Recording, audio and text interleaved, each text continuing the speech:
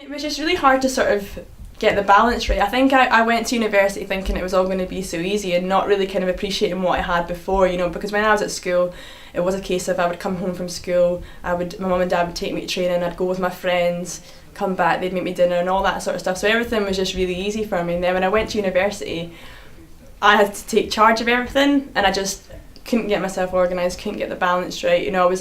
I was in uni till about, say, 5 o'clock, then I was having to come home, get myself to Meadowbank to train, then come back, get my own dinner, and it just, I found it hard.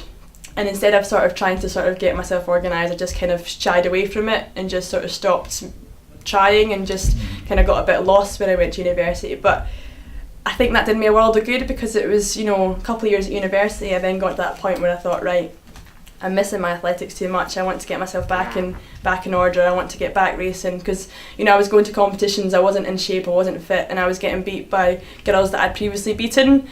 And it was hard. And then that kind of gave me that urge to show myself how much I actually want it.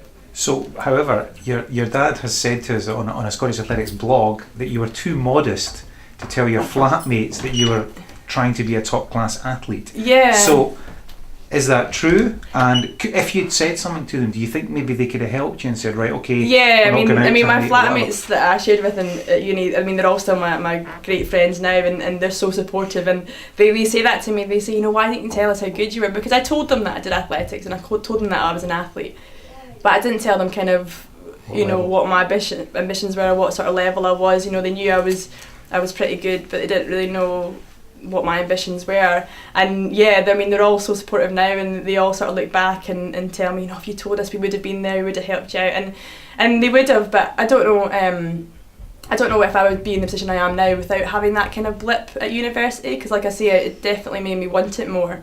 So I think it's done me good. I think it's been a blessing in disguise. So with that wobble, or despite that wobble, you're still one of the people that was winning things as a youngster, and you've done extremely well as a senior athlete.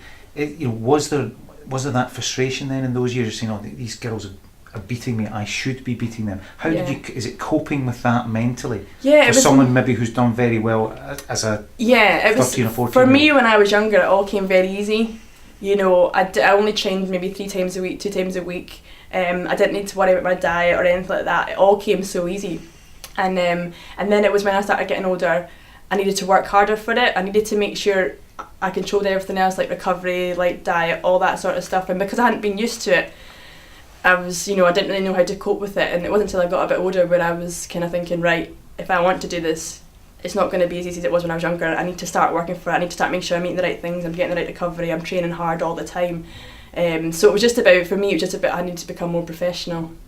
So we're sort of touching on to another issue of 14 and 15-year-olds who are champions, who get medals, who come to indoor events, and say they've got to react maybe when they're a little bit older and say, okay, the people who are behind me could come past me unless I react. Is that what you think is important? Yeah, I mean, the thing is, there's always going to be people out there that want to beat you, and if you're the best, there's going to be people always chasing you down.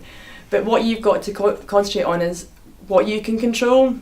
And if you know that you're training the hardest that you can, if you know you're doing everything else out with, just turning up at the track right, then you can go to any race and be confident, whoever you're against. But because the thing is, there's always people that are going to try and beat you, and if you know that you're doing your best and you've done everything in your power to do your best, then nobody can have any complaints.